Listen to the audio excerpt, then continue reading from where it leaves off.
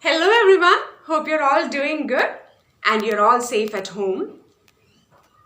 So, can someone give me a quick recap of what was taken in the last class?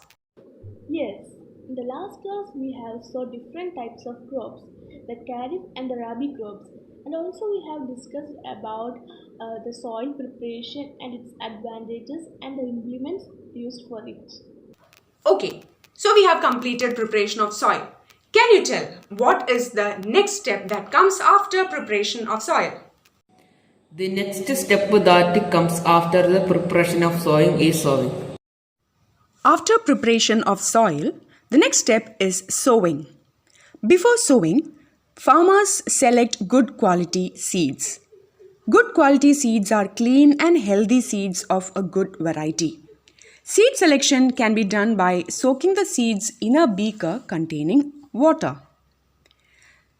The damaged seeds float on the top because they are hollow and lighter.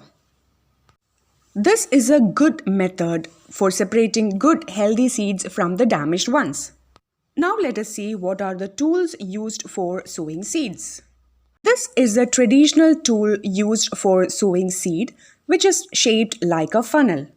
Seeds are filled into the funnel that pass down through 2 or 3 pipes having sharp ends. These ends pierce into the soil and place the seeds there. Farmers use seed drill for sowing with the help of tractors. It sows the seeds uniformly at proper distances and depths. It ensures that seeds get covered by the soil after sowing and prevents the damage caused by birds. Seed drills also saves time and labor. So that's all about sowing. So what is the next step that comes after sowing?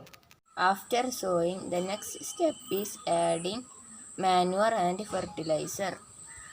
Can you tell me what is the difference between manure and fertilizer? Manure is made of natural things like plant and animal waste, but fertilizers are made of chemicals.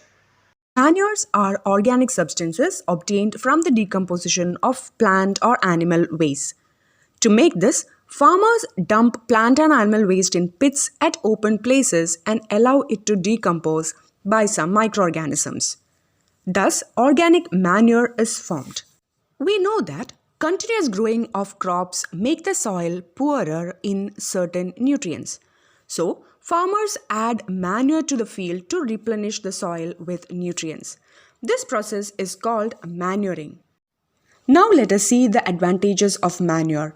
It enhances the water holding capacity of the soil. It makes the soil porous, due to which exchange of gases become easy. It improves the texture of the soil and it increases the number of friendly microbes. Like manure, fertilizers are also used for replenishing the nutrients back to the soil. Fertilizers are chemical substances that are used to add minerals like potassium, phosphorus, and nitrates to the soil.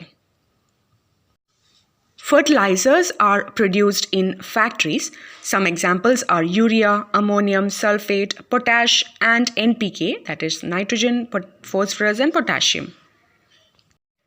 Though the use of fertilizers increases the crop yield, there are certain disadvantages of fertilizers. Excessive use of fertilizers make the soil less fertile, and also it is a reason for water pollution. These are the differences between fertilizers and manures. When using manures and fertilizers, farmers use another method to replenish the soil with nutrients. This method is known as crop rotation. In this method, farmers grow different crops alternately.